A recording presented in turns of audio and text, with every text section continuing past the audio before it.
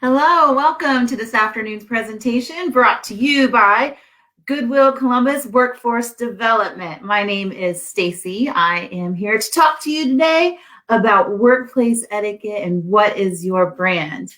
What are you putting out there? Are you putting out a brand of efficiency, responsibility, respectfulness, or not so much?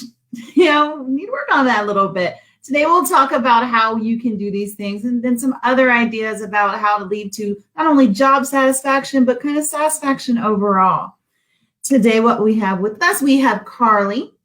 She has helped moderating the comments today. So if you have any comments or questions, please put them in the chat box.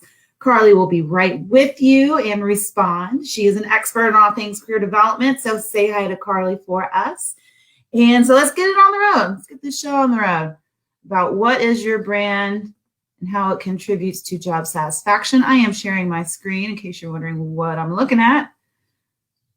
Okay, screen shared. There we go. All right. Again, my name is Stacy. I'm going to check one thing. I just remembered something. I think I forgot a setting because, nope, I'm good. Just kidding. All right, so we're going to try to do this again. Again, my name is Stacy. I'm with Workforce Development at Goodwill Columbus. Again, Carly is with us. Be sure to give her a shout out and say hi. All right, so let's get this started. Thank you again for joining us as we talk about workplace etiquette and how it contributes to job satisfaction. What is etiquette? All right, basically it is a code of behavior for social, formal, or informal gatherings. It helps us communicate and allows us to know how to communicate in each situation. It is a form of communication. For example, let's say you're at a wedding. So you know that during the ceremony, you need to be probably a little quiet, maybe not talk to your neighbor. Your focus is on the couple to be wed. And you know that's how you act. Quiet, respectful, but the reception is a completely different situation. That's when you can have fun and dance and talk to your neighbors, talk to the people at your table. So those are two different situations and you know how to act. That's etiquette. Now think about how you communicate at work. Do you have good manners?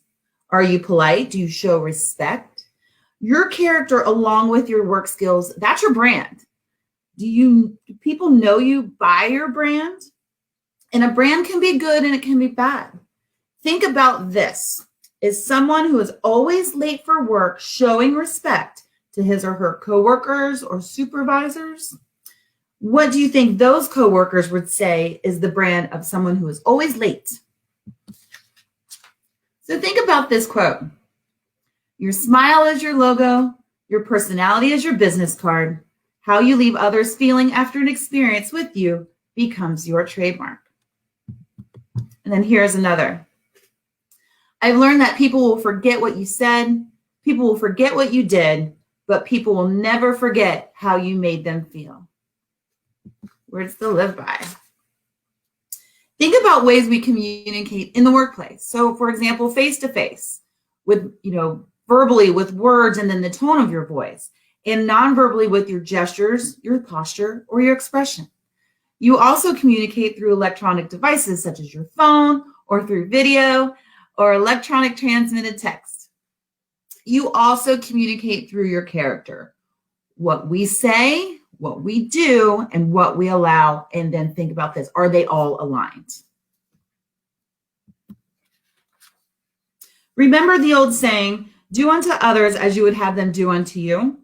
Think about the way you interact with coworkers, customers, supervisors, and subordinates. Do you give the respect that you would like to receive? Are you clear and calm when you speak to others? Do you really listen to what they're saying, or are you just waiting for your turn to speak? Think about your body language. You know when someone is bored or upset or interested and happy just by their body language and their tone. Be mindful of what your body language says. Here are some ways we communicate in the workplace electronically to show our brand of respect and efficiency. So let's talk about video. Have a clean background, have a professional dress. Maybe with emails or faxes or text, please check your grammar and your spelling. Always check before you hit send. You're probably going to miss something. Make sure it's good, it's communicated well, grammar and spelling, A-okay. Try not to use abbreviated shortcuts like BTW for by the way, UR for your, nah, that's not good. And do have a professional email address. Simply, mine is stacy.biddle@gmail.com. Perfect. Nice, simple, to the point. It doesn't say anything like, I love all dogs. I mean, that's great that you do. I love dogs too, but that's really not a professional email.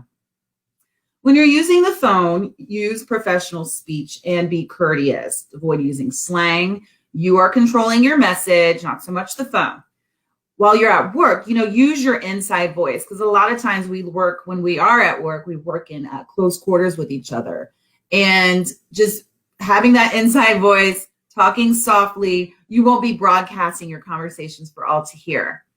Limit your personal phone calls and your texting while you're at work. So, personal phone calls, if you have to take it, step away someplace private so you can have that conversation. And again, you're not broadcasting your conversations for all to hear.